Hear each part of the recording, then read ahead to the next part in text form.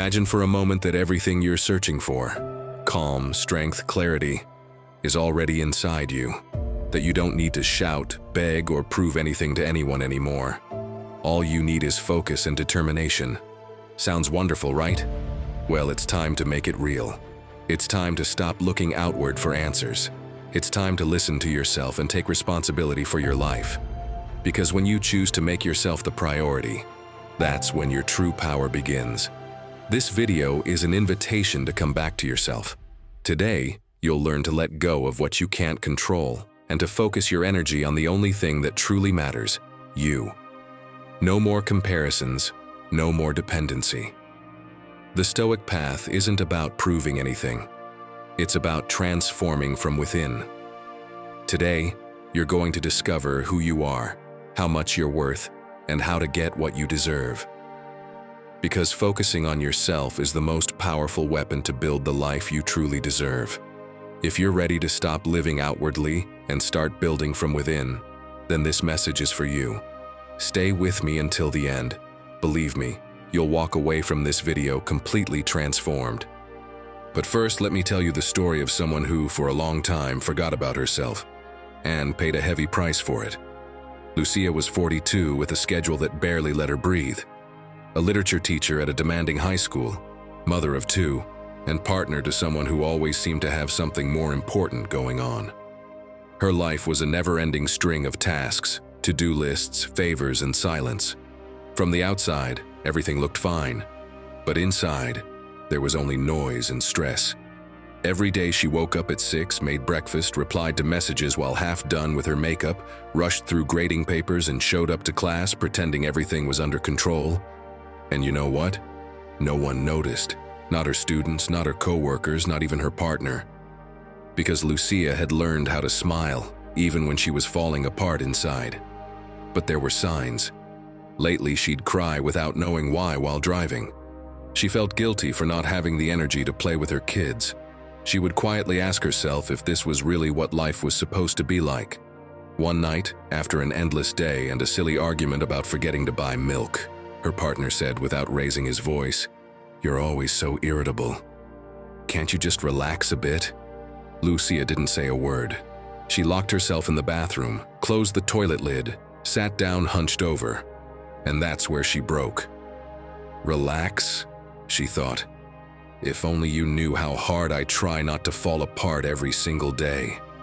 Through sobs, she whispered to herself, I can't take it anymore. What if I gave myself a break? What if I started taking care of myself the way I deserve?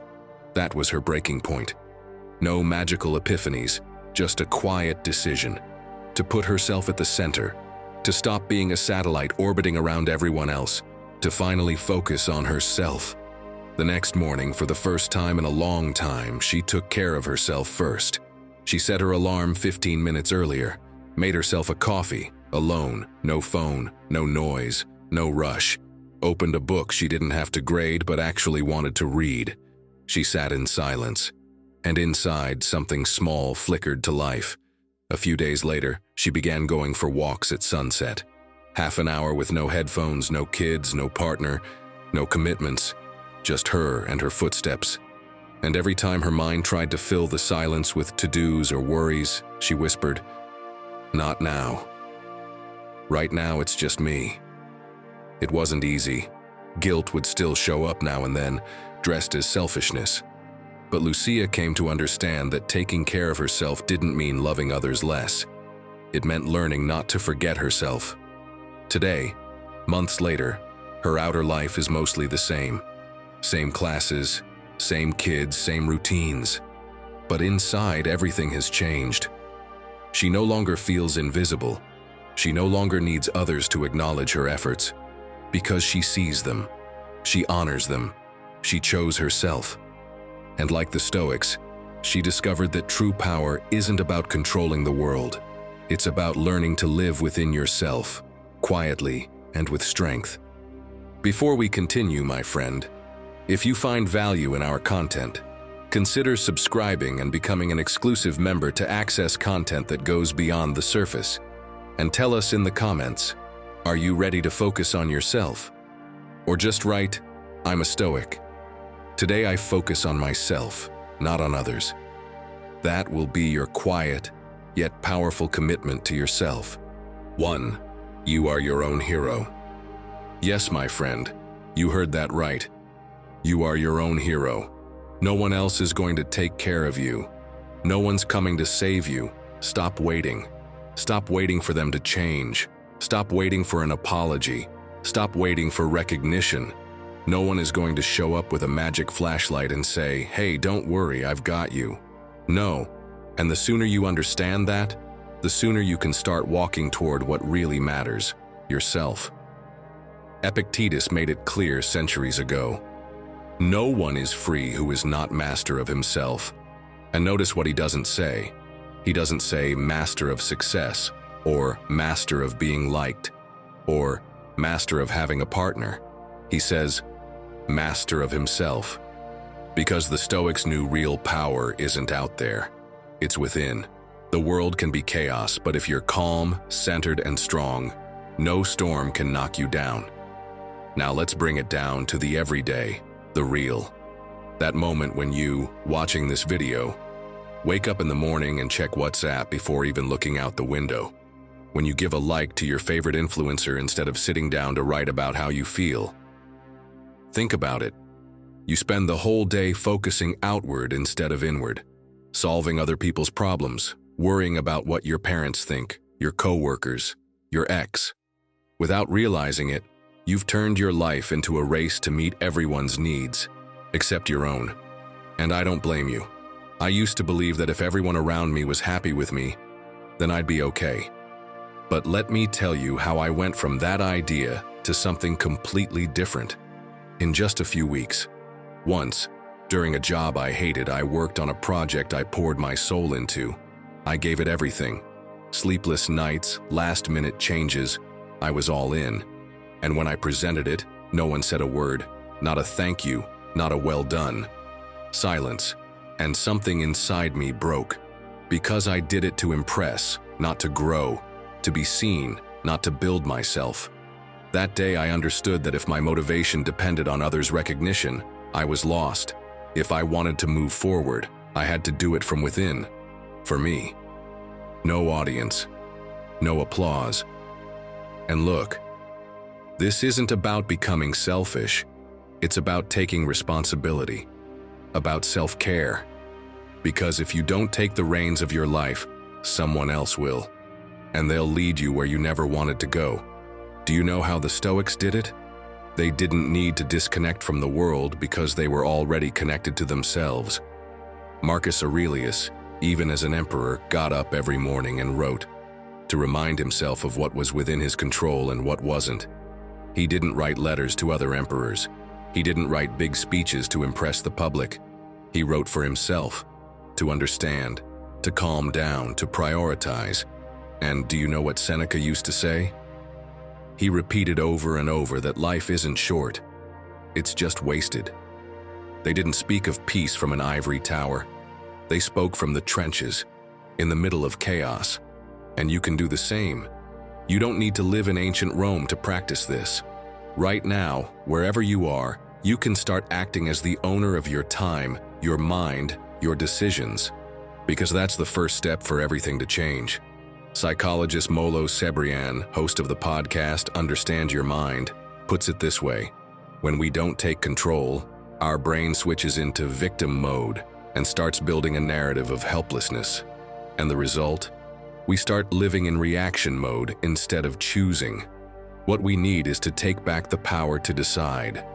But to do that, we first have to stop seeing others as lifeboats and start building our own solid ground. So what can you do starting today to stop waiting and start taking control? Start simple. Every morning, before checking your phone, ask yourself out loud, what am I going to do for myself today? Write it down. Don't leave it in your head. Put it on paper, just like Marcus Aurelius did. Then commit to finishing something that's just for you.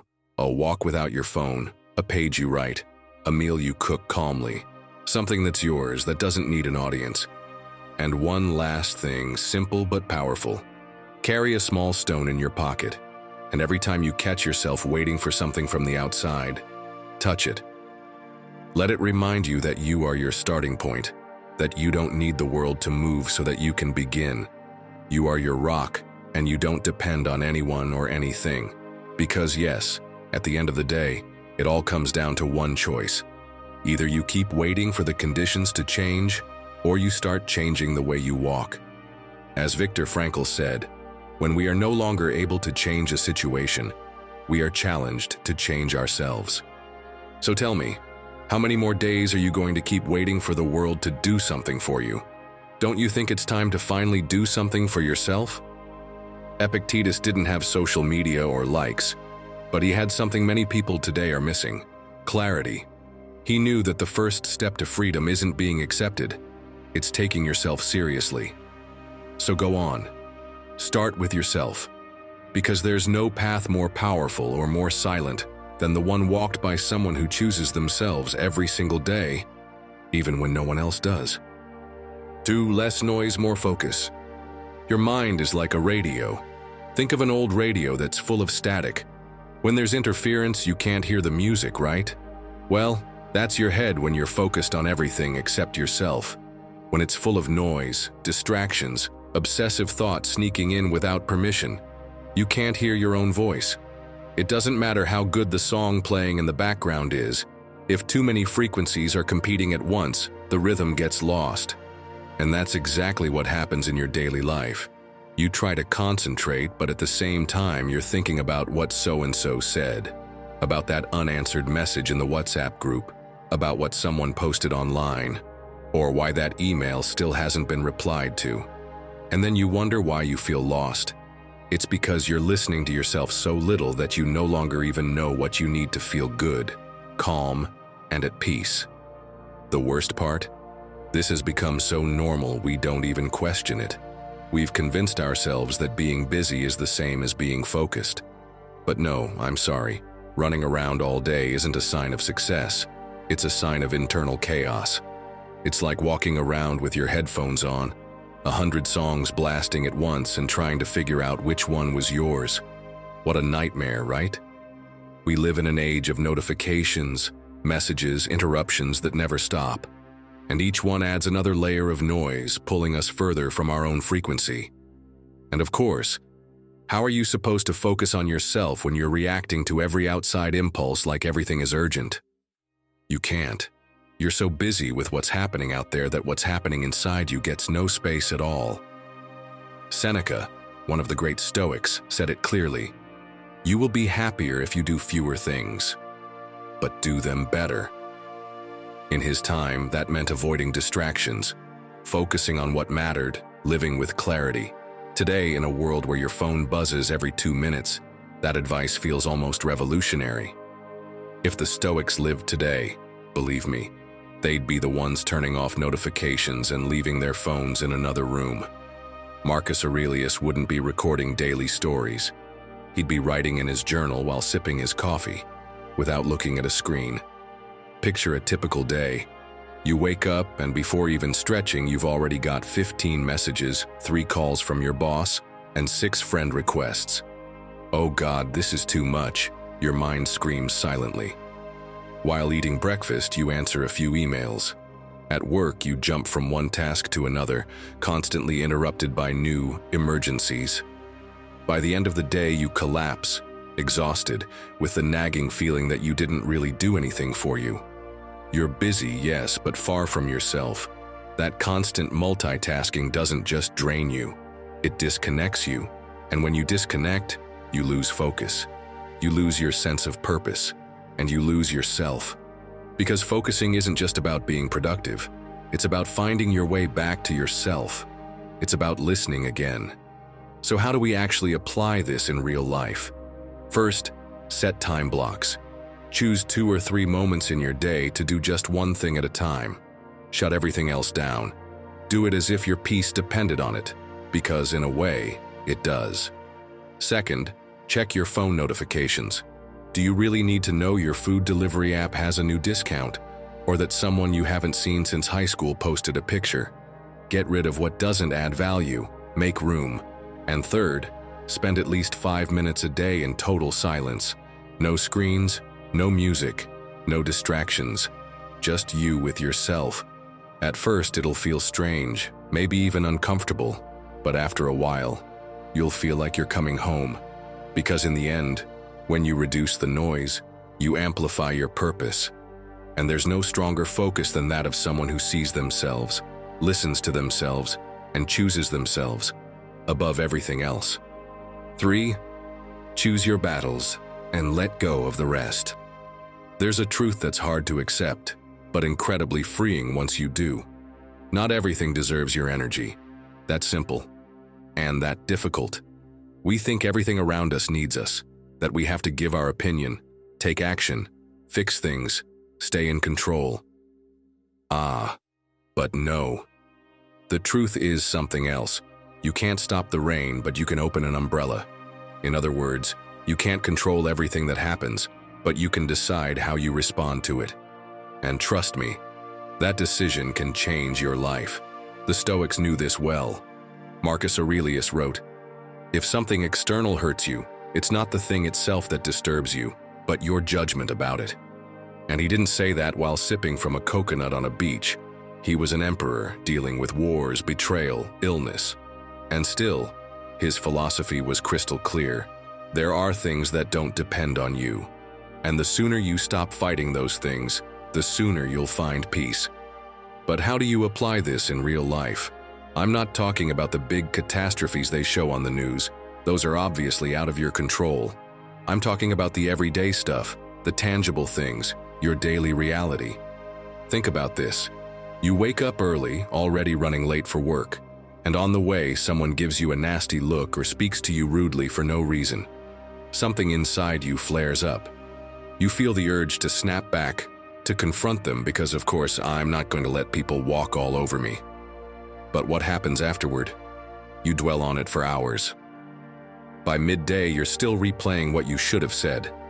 That person's long gone, probably doesn't even remember it happened. But you're still carrying it. Do you really want to keep giving away your peace like that? Once, I met a man who gave me a Stoic lesson without even knowing it. His daughter was very sick, and one day, while sitting in the hospital waiting room, a stranger accidentally bumped into him and didn't apologize. He took a deep breath, settled back into his seat, and said, "I've got too many important battles right now to waste my energy on this one." Wow, I thought, what composure. That phrase stuck with me. That attitude, that's pure Stoicism. That's wisdom in action. Because like Epictetus said, it's not what happens to you, but how you react to it that matters. And here's the deeper truth behind that idea. When you choose your battles, you're choosing yourself. You're saying, I matter more than this noise. You're focusing your energy inward, not on changing what you can't control. Even modern authors say it, just with different words. Stephen Covey, author of The 7 Habits of Highly Effective People, wrote, "Most people react to circumstances. Proactive people act from their values." And that's exactly what we're talking about here. Reacting to everything is living at the mercy of the world. Choosing where to place your energy is building from the inside. It's prioritizing yourself. It's finding your center. Sometimes the wisest thing you can do is nothing. Don't reply. Don't argue. Don't correct someone who doesn't want to understand. Not out of cowardice, but out of focus. Because you're choosing you.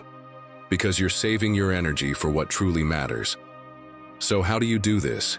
Here's a simple mental trick that can help you more than you think. Before reacting, ask yourself, will this matter a year from now? Not in an hour, not tomorrow, a year from now. If the answer is no, let it go. Don't carry the weight of a conflict that isn't even worth it. Another powerful tool: breathe before you speak. It's not just a mindfulness tip, it's a life strategy. Breathing reconnects you with yourself, with what you need in that moment. Because sometimes what your ego wants to say isn't what your peace needs to hear. And if all else fails, ask yourself this: who am I if I don't engage in this battle? What you'll discover is you're still you, just calmer, more centered, more you. My friend, choosing your battles isn't giving up. Like Sun Tzu said, The greatest victory is the one won without fighting. Letting go isn't weakness, it's wisdom. It's deciding that your energy is sacred and you're not going to spill it over every little obstacle. You're focusing on yourself, not out of ego, but out of emotional intelligence. Because in the end, not everything deserves your energy. And the sooner you understand that, the sooner you'll stop wasting your time on fights that were never yours to begin with. Learn to let go, and you'll gain something worth more than any external victory: your peace. 4. Stop explaining yourself. Those who understand don't need proof. Have you ever stopped to think about why you justify yourself so much? Why you give so many explanations for what you do, feel, or decide? What are you trying to prove? And to whom? If you ask yourself honestly, you might uncover something uncomfortable. Maybe you're not acting from who you are, but from what others expect of you. As if you needed to convince the whole world that what you're doing is okay, just so you can feel okay too. And it might seem harmless, but I'm sorry, it's not. It means you're measuring your worth by other people's standards, that you're looking outside for validation when it should begin within. But here's something no one tells you. You don't need to shout your worth. A jewel shines without making a sound.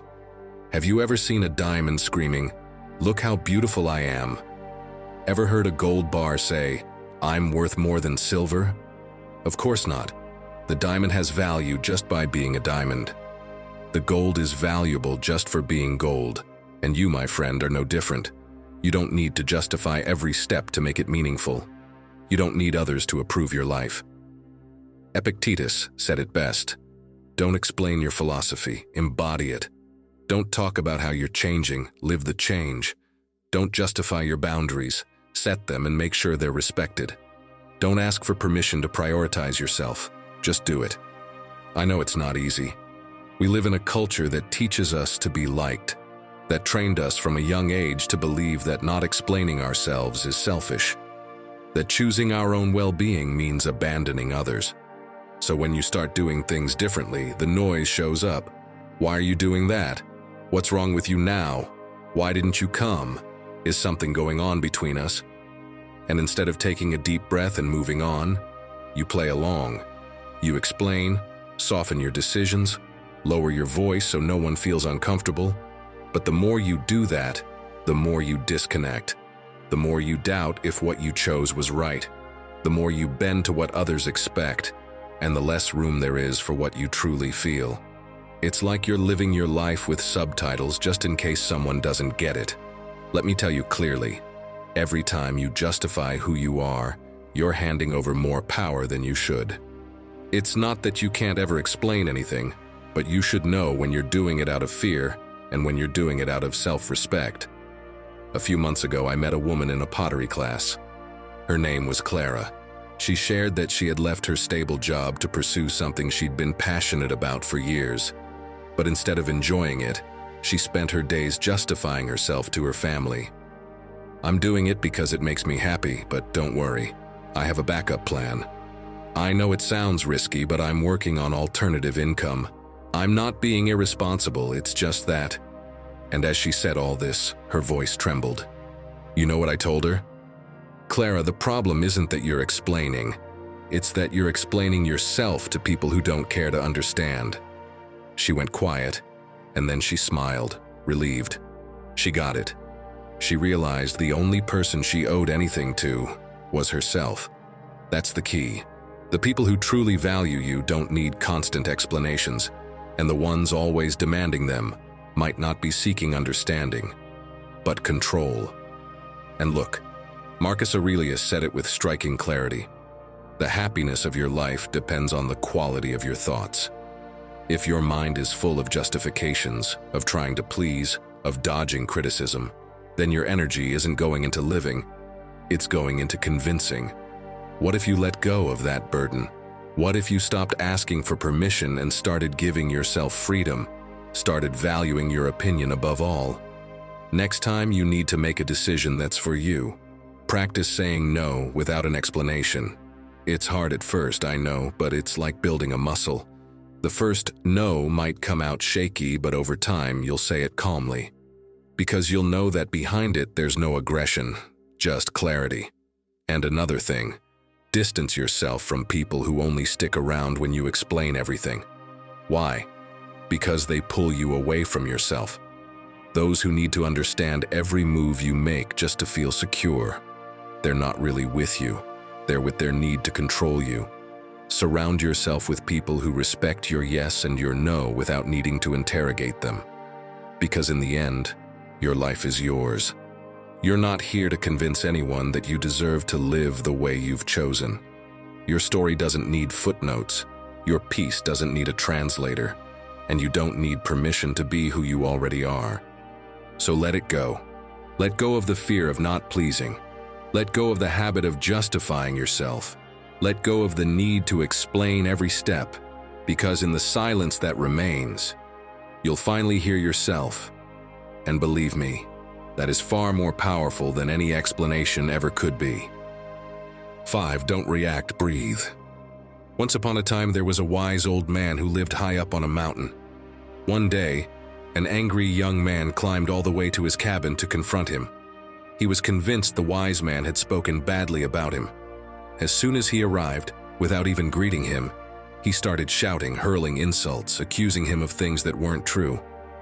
The wise man looked at him silently, unmoved, his face calm. When the young man finally finished, the wise man asked gently, "If someone offers you a gift and you don't accept it, to whom does the gift belong?" The young man, confused, replied, "Well, to the person offering it, right?" What a silly question. And the wise man said, "Then your anger is yours. I don't accept it." That little story holds a lesson that, if you truly take it in, can change your life. Not everything that's thrown at you needs to be picked up. Not everything that affects you deserves an automatic response. That's a deeply Stoic lesson, and it can become deeply yours if you're brave enough to try. Because when you react without thinking, you hand over control of your mental state to the outside world, to whoever's yelling, insulting you, to the weather, to the news. But when you choose to control your response, when you take a moment to breathe, now that's something else. That's when your focus returns to you. That's when you stop being an emotional puppet and start becoming the master of your inner space. Because yes, being your own master starts with not letting others control your breath. Think of yourself like the ocean. The surface waves can be chaotic, unpredictable. But deep down, there's calm. Your peace doesn't come from what happens outside. It comes from how you choose to respond. And that choice is only possible if you give yourself the time to not react on autopilot. Seneca said it without sugarcoating. Anger, if not restrained, is often more harmful than the injury that caused it. Sound familiar?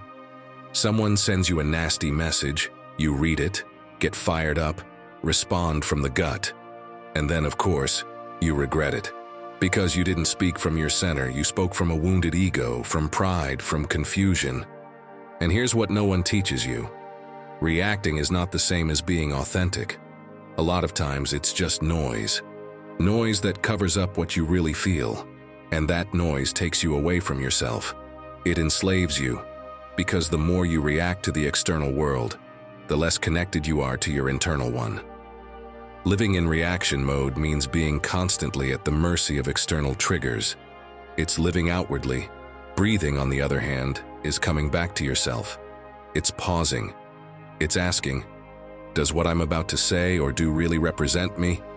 Or is it just a reflection of what someone else triggered in me? What's truly best for me? To react, yell, get mad? Or to stay calm, talk to myself, understand, and carry on in peace? And the amazing thing is, it doesn't take long. Sometimes all you need is 5 seconds. 5 seconds to reconnect with your center, to remember that you are not what others make you feel. You are what you choose to do with those feelings. There's something deeply powerful in learning to count to 10 when you feel like you're about to explode. And you don't do it for them. You do it for you. Because every time you choose not to react out of chaos, you're reaffirming that your energy is yours. And that is self-care. That is personal focus. If you can, try to bring daily meditation into your life, even just a few minutes. Not to be spiritual, but to train your ability to resist your first impulse. Because when you build that invisible muscle, you begin to realize you can live without catching fire every time a spark flies. And listen, this isn't about becoming cold or distant. It's about not losing yourself every time someone throws their emotional mess at you. It's about inhabiting yourself more deeply, not disconnecting from who you are. Breathing before you act is not weakness. It's wisdom, it's courage, it's self-mastery. It's knowing you don't have to win every battle because you already have you. And now tell me, how many times have you reacted just out of fear of what others might think? Of not being accepted? Of being disliked? Listen closely to what comes next, because it just might give you the perspective you need. 6. It's not about being liked, it's about being well. Sometimes you do something that comes straight from the heart, and then you look around waiting to see if it was well received. Waiting for a smile, some approval, a nod of validation. And if it doesn't come, you start wondering if you did the right thing. But stop and ask yourself, do you really need someone else's approval to feel at peace with yourself?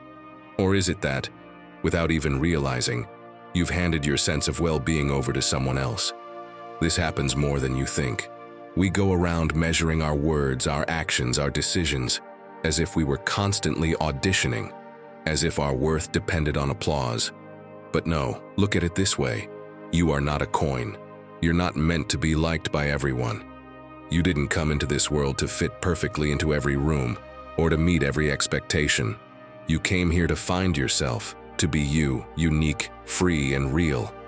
And that, my friend, is already more than enough. Marcus Aurelius wrote, "Perfect tranquility consists in the good ordering of the mind, in your own domain. Not in external applause, not in social acceptance, in internal order, in knowing that you're being true to yourself, even if that doesn't please everyone. You know when that inner order breaks? When you start changing your opinion just so no one looks at you funny. When you swallow your truth because you're afraid of making someone uncomfortable. When you pretend to be excited about something you don't care about, just to feel like you belong.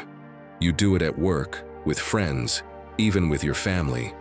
And the result is always the same. You're physically present, but absent from yourself. Let me be honest with you again, for a long time I was that person. Always smiling. The nice guy afraid of upsetting others. But eventually, I hit a wall. I realized that in trying to please everyone, I was letting myself down.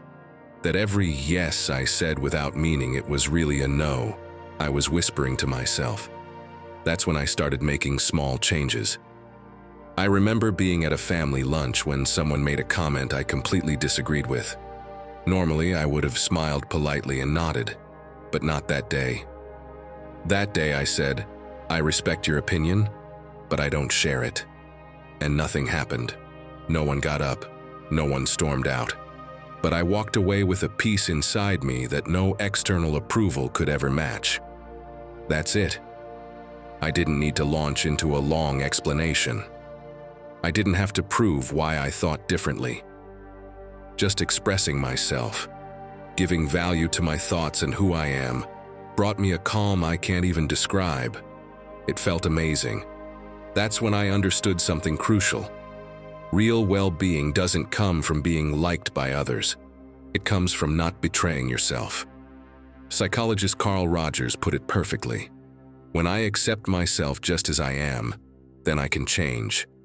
He spoke of authenticity as the foundation of mental health, and he acknowledged that his vision was partly inspired by Stoic philosophy, because the Stoics spoke of this too, of living according to nature, which means living according to your essence, your truth, not the script someone else wrote for you. Now let me throw something at you that might stir things up. I'm going to challenge you silently. Over the next few days, pay attention to how often you adjust what you say or do just to avoid discomfort, to fit in, to be liked. Don't change anything yet, just observe it, and ask yourself, does this represent me or is it a disguise? Because if what you're saying isn't you, then who's speaking? To return to your center, there are simple tools. For example, make a list of your personal values. Write them down. When you feel social pressure or the urge to be liked, read that list. It's your anchor, your reminder of who you are. Here's another powerful habit: daily self-affirmation. It's not about showing off. It's about reminding yourself every morning, I don't need to be liked. I need to be real. I don't need to please. I need to be me. When you repeat that day after day, your nervous system starts to relax, and your self-worth stops relying on likes, forced smiles, or verbal approval. Because in the end, being well with yourself is worth infinitely more than being liked by others. Opinions shift, people look away, trends fade. But you're the one who's with you for life. 7. Clear your mind like you clean your home. Picture this. You come home after a long day and the first thing you see is chaos. Clothes on the floor, dishes in the sink, papers everywhere. It's hard to even breathe, right? Just looking at it feels overwhelming. But you know what's worse? That same feeling is exactly what many people carry inside every single day. Because your mind is also a room. And when it's full of clutter, energy doesn't flow. There's no space for anything new. Just noise. Just weight. And here comes the part we almost never want to face. Most people don't clean their mind until they're at their breaking point, until they're exhausted, explode, or get sick, until the mental mess becomes unbearable. But it doesn't have to be that way. You can take care of yourself before the collapse. You can make inner cleaning a daily practice, just like brushing your teeth or making your bed. Because yes, organizing your inner world is also an act of self-love. Do you know how Epictetus would have done it if he were alive today? Imagine him sitting in a cafe, writing in his notebook while everyone else stares at their phones, complains about traffic, their boss, or things they can't control.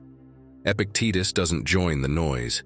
He observes, he breathes, he writes, he reflects on what he feels, what he thinks, and leaves out what doesn't serve him. And if someone asks why he does it, he calmly replies, "It's not things that disturb us, but our opinions about them." Do you see it? Clearing your mind isn't about erasing what happens to you. It's about cleaning up how you interpret it. It's about making space, letting go of what no longer serves you. And that takes time, intention, and above all, practice. One of the most toxic and common habits? Piling up worries and doing nothing with them. You shove them into your mind like someone stuffing papers into a messy drawer. You don't deal with them. You don't process them. You just push them deeper. Until one day the drawer overflows and collapses on you, in the form of anxiety, insomnia, or emotional burnout. There's a quote by psychiatrist Luis Rojas Marcos that explains it clearly and simply. Thinking about your problems isn't bad. What's bad is chewing on them endlessly without analyzing or resolving them. That's the key. It's not about ignoring what you're going through, it's about putting it in its place. Just like cleaning your house. Review what's there, decide what stays, what goes, and what needs your attention now. So here's a real, practical, consistent mental cleaning routine. First, spend 15 minutes a day writing down your thoughts. No filters. What's worrying you, distracting you, exciting you, everything. It's not for anyone else. It's just to release it. It's your space. Second, eliminate things that don't add value to your life. And yes, this includes certain conversations, certain commitments you accept out of obligation that only fill you with noise. Ask yourself, does this bring me closer to myself or further away? If it's the second, let it go. Clearing your mind isn't a luxury, it's a necessity. It's taking care of yourself. And you don't have to wait until you have more time, until your next vacation, or until everything calms down. You can start today, right where you are, with what you have. Because even if it seems like a small gesture, it's actually a silent declaration. I care enough about myself to stop carrying what isn't mine. Remember, a clear mind is the first step toward a full life. And that's not built with noise or grand gestures, but in the quiet daily choice of someone who picks peace over chaos. 8. Do yourself a favor, sleep peacefully every night. No, I'm not talking about taking a sleeping pill. I'm not even talking about playing relaxing music or doing yoga right before bed. I'm talking about something deeper, about making things easy for your conscience when night falls and your head hits the pillow, about not having to wrestle with thoughts whispering about what you did out of fear, pressure, or to please others, about not having to replay excuses or sugarcoat your choices, about being able to close your eyes and truly rest in peace with yourself, because that's what truly calms you. Sleeping peacefully has far less to do with what's going on outside, and everything to do with what's going on inside. And it begins with something very simple: doing the right thing, even when no one's watching. Picture this. You're on the subway, exhausted after a long day. An elderly woman boards with bags in her hands. No one moves. You're comfortable. You hesitate. It's a short ride, no one's forcing you. But you feel that tiny internal nudge that says, do the right thing. And you do. You stand. She sits. She thanks you with a genuine smile. No applause, no audience. But inside, you feel aligned. That feeling is the beginning of true rest. Epictetus said it boldly. If you wish to improve, be content to appear clueless and stupid. What does that mean? That doing the right thing is often unpopular, uncomfortable, or misunderstood. But doing it anyway, even if it feels awkward, is what transforms you. Because you're not doing it for others. You're doing it because your relationship with yourself matters more than fleeting approval from anyone else. And that has a massive impact, not just on how you sleep, but on how you wake up, on how you move through life knowing you owe yourself nothing, that you're not hiding, that your worth isn't built on appearances, but on the choices you make when no one's watching. And here's where a powerful concept comes in: selfish altruism. Sounds like a contradiction, but it's not. It means that being kind, acting with virtue, doing what's right, and taking care of others is also the best thing you can do for you. Because it builds your self-esteem. It grounds you in what matters. It clears your mind of the weight of inconsistency. And it brings your focus back to you, not from ego, but from integrity. That's why Seneca wrote, "The reward of a good action is having done it." Don't expect applause. Expect peace. Expect calm. Expect that subtle smile that shows up when you know you made the right call.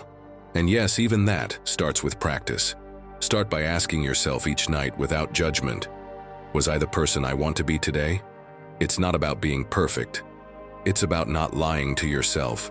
It's about adjusting, observing, refusing to ignore what's inside. It also helps to write down your values, not to hang them on the wall, but to keep them close when the pressure comes, when you hear, "Just do what everyone else does," or "It's no big deal." That list reminds you of who you are, or who you don't want to stop being. And finally, start making choices that feel good when you're alone. The ones that may go unnoticed, but you feel them. That make a difference when you don't need to justify yourself, when you don't need to replay the reasons behind your actions. Because you already know. Your conscience knows. Do yourself that favor. Not for your image, not out of obligation, but because living in peace with yourself is the greatest gift you can give yourself every single day. Inner peace isn't a coincidence, it's a consequence. It's the result of small daily choices that build trust, stability, and truth. And if this hits something inside you, stay with it. What's coming next is one more step toward that version of you that no longer needs to seem, because it's starting to know. 9. Not every issue is yours. Do you really need to have an opinion on everything? To be up to date with every news story? To jump into every discussion? To correct every detail? To defend yourself every time? Or would it be better to focus all that energy on what really matters? On you, on your peace, on your path? We live surrounded by noise, opinions, debates, comments. Everyone has something to say, and it seems like you should also have something to reply. But if you don't filter, if you don't choose what to pay attention to, you end up exhausted. You lose time, focus, clarity, and the worst, you lose yourself. Science has already proven it. Numerous studies show how social overparticipation, both online and offline, causes cognitive fatigue, increases anxiety, and scatters decision-making capacity.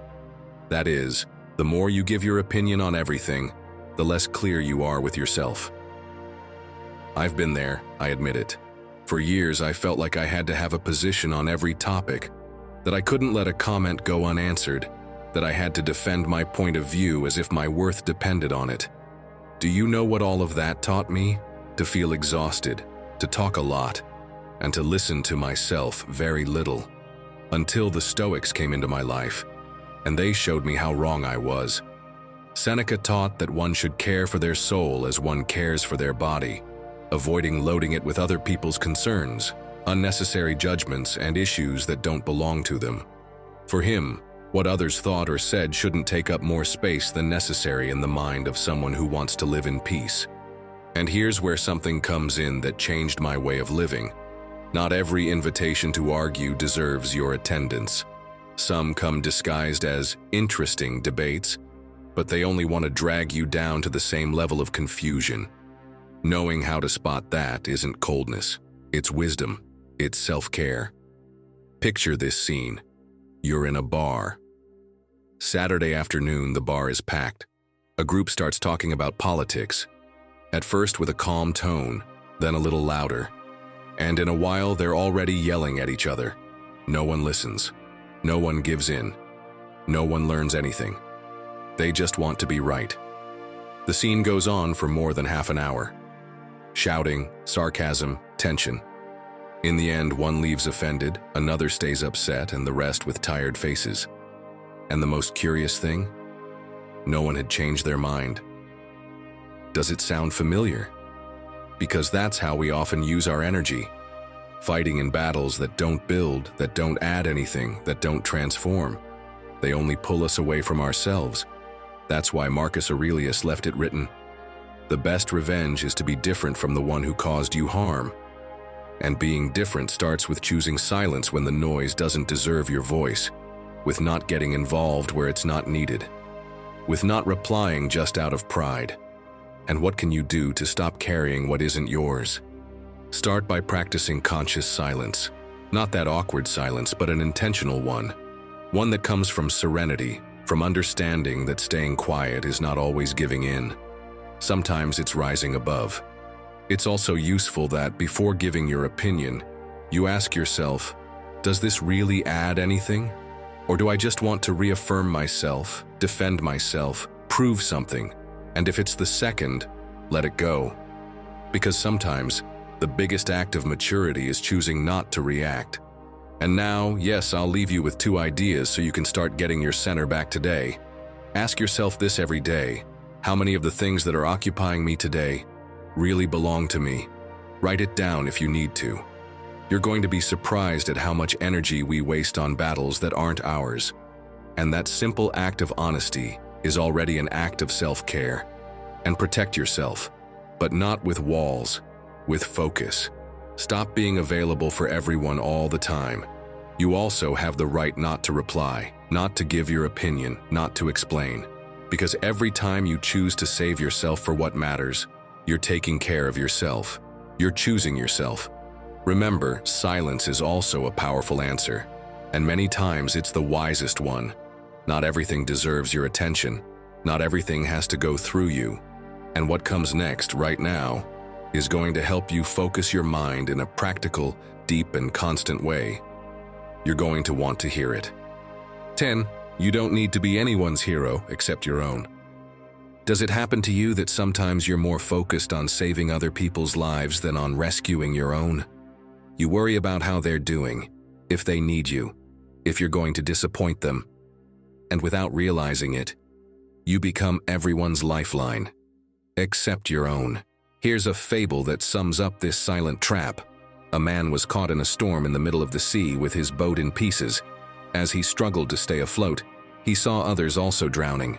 One asked him for help, and with the little he had, he gave it. Then another and another. He kept throwing his last life rings to everyone until, exhausted, he was left with nothing. When it was finally his turn to ask for help, he had no strength left. He wanted to save everyone, but he didn't save himself. And you know what else? All the others were already gone. They had saved themselves first. And no, don't get it wrong, this isn't an ode to selfishness. But I do want you to understand that if you don't save yourself first, you can't save anyone else. Why do you think the flight safety instructions say, in case of emergency, put your own oxygen mask on first? Exactly. You can't be anyone's hero if you don't take care of yourself first. And the Stoics knew this. Epictetus said, "Don't let what you can't do interfere with what you can." And we could add, "Don't let what others need make you forget what you need." Because you can't help from emptiness, only from balance. Taking responsibility for everything, without paying attention to what's happening inside us, isn't altruism, it's self-forgetting. And the bill always comes. In the form of emotional exhaustion, accumulated resentment, that emptiness that can't be filled by external recognition. Here comes the concept of Stoic care. It's not selfish to put yourself first. It's wise. Because from that place you can clearly choose when to help and when not to. You can give without draining yourself. You can set boundaries without guilt. You can look at others without losing sight of yourself. The problem begins when we confuse generosity with constant sacrifice, when we believe that helping always, at any time, makes us good people. But no, what makes you a person of integrity is helping from abundance, not from lack. Ask yourself this question.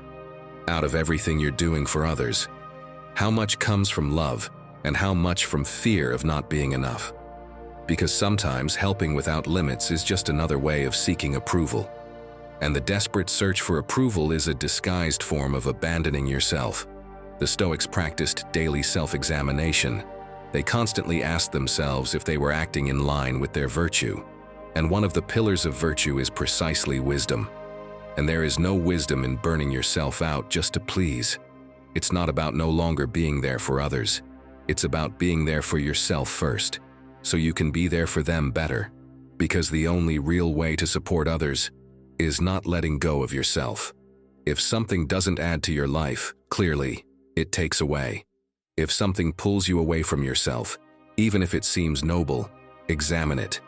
If someone always asks and never gives back listening, respect or presence, that's also a way of draining you. A Stoic tip you can apply today. Learn to say no without feeling guilty. Create sacred spaces no one touches. Your silent hour, your daily walk, your time to think. Don't explain them, don't negotiate them, they're yours. Remember, you didn't come here to be anyone's savior. You came to live your own process with dignity. And that starts by choosing yourself before trying to save the world. 11. When everything bothers you, the problem isn't everything. Think about that coworker who always snaps at the slightest thing, who takes everything the wrong way, who answers you with a bad attitude even if you just said good morning, or that relative who gets mad even when you simply ask how they're doing. Got someone in mind? Now ask yourself this: do you really think it's because of what you said? Or is it something inside them that's spilling outward? Now think about yourself. When everything gets on your nerves, the problem isn't the world. The problem is the mess inside you. We project constantly. If you're doing well, even traffic feels tolerable. If you're not, a spoon out of place can throw you off. And this isn't just a hunch, it's science. A Harvard University study showed that people with high levels of emotional stress are more likely to interpret neutral stimuli as threats. That means when you're upset, everything feels aggressive, even when it's not. Philosopher and psychologist William James put it like this: the greatest discovery of my generation is that a human being can alter his life by altering his attitude. And the Stoics, 2,000 years earlier, already knew this. Marcus Aurelius wrote, "If you are distressed by anything external, the pain is not due to the thing itself, but to your estimate of it." That change in interpretation, that inner work, has more impact than you might think, because it doesn't just help you handle a bad day. It transforms how you relate to yourself. You start noticing when you're being swept away, when you're drifting from yourself, when you're betraying your own balance. And that moment of clarity is the beginning of real growth. As you work on this, you slowly begin choosing your battles better, saving your energy for what really matters, realizing that your peace can't depend on everyone behaving the way you want them to, because that's never going to happen. And then something powerful starts to happen. You refocus. You reconnect with what you really need. You stop looking for blame outside and start truly listening to yourself. It's not about nothing affecting you. It's about not letting everything drag you down, about coming back to yourself every time the world feels like it's crashing down. Think about it. When you're in a hurry and someone gets in your way, you get angry. But if you're relaxed, it doesn't bother you at all. The difference isn't the person, it's you. And that, though it may seem small, is what gives you freedom. Because true freedom isn't found in a changing environment. It's found in your ability to stay steady when it doesn't. Here's a powerful Stoic practice. Every time something bothers you, instead of reacting, ask yourself immediately, what does this say about me more than about them? It's uncomfortable, yes, but it's also transformative. It gives you perspective. It gives you back your power. And here are two simple ideas that can help. When something external upsets you, don't act right away. Wait, walk, breathe.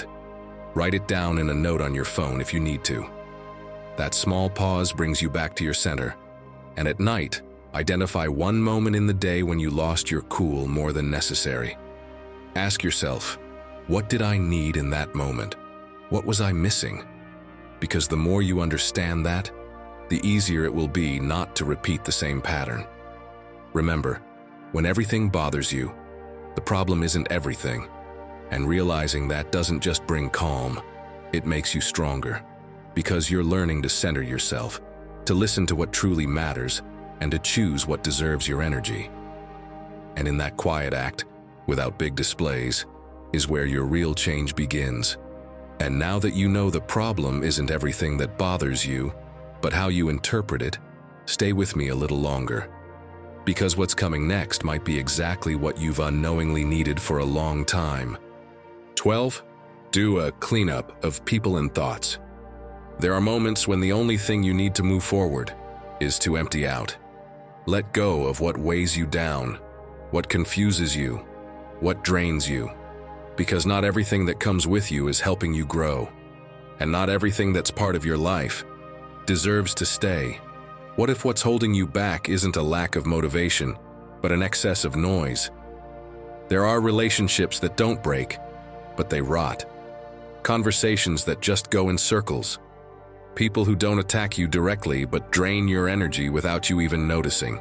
And thoughts, those are the worst, that have been with you for years, repeating like an old song, and you don't even know why you still believe them.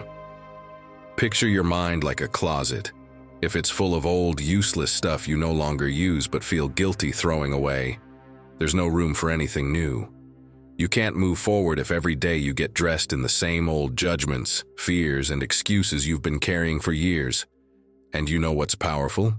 That you can clear out that closet, and you don't need noise, revenge, or explanations. Just clarity. The story goes that Epictetus, when he was a slave, was punished by his master for supposed disobedience. But instead of defending himself or exploding, he simply looked him in the eyes and said, "You can break my leg, but not my soul." His soul no longer belonged to his surroundings. It belonged to him. And he only achieved that through inner cleansing, discernment, and the courage to let go of what didn't set him free. You can do the same. Maybe you don't have to walk away from everything, but you do need to stop holding on to what dims your light. Here are some signs that you need to do a cleanup. If you finish a conversation feeling smaller than before, more insecure or confused. If you catch yourself mentally repeating phrases like, "I can't," "That's just how I am," "What will they think?" If you're surrounded by people who minimize your achievements, your dreams, or your transformation, it's not about cutting everything off. It's about choosing with love. Not out of resentment, but out of responsibility. Start small. That constant chat with someone who only talks about problems but never wants solutions. That thought that shows up every time you look in the mirror. That habit you go through on autopilot that deep down steals your life. Apply this metaphor. You are like fertile soil. You can't plant anything new if the ground is full of weeds. And many times, the weeds look like people who don't respect you, ideas that don't represent you, or routines that no longer make sense. Here are some clear tips to start your cleanup. Make a list. People, ideas, habits. Don't judge. Just observe. Does this lift me up or drag me down? Choose 3 things to let go of this week. A phone call you're not going to return. A thought you're going to challenge. A habit you're going to replace. Create a space for yourself. A day, an afternoon, an hour. No one, no screens, just you and your clarity. That's where everything gets decided. And remember, cleaning up isn't losing, it's freeing. It's allowing the new, the good, the real to finally have space. You don't need a perfect life to start. You just need the courage to clear it out. And the rest comes on its own. Because sometimes, moving forward isn't about adding, it's about letting go. Ah, my friend, letting go of what holds you back and refocusing on yourself, that's true freedom. Stop carrying what keeps you from growing. Every boundary you set, every thought you choose to release brings you closer to your center. And from there, everything changes. If you've made it this far, write it in the comments. Today I focus on myself and move forward with courage. That way, I'll know who the true Stoic warriors are who made it to the end. Don't forget to subscribe, hit the notification bell, and give this video a like so you don't miss out on what's coming next. I also invite you to check out our playlist, which you'll see on the screen. It's packed with ideas, stories, and advice to help you navigate life with more wisdom and confidence. Click it, and let's keep moving forward together. Until next time, take care and keep embracing your inner Stoic.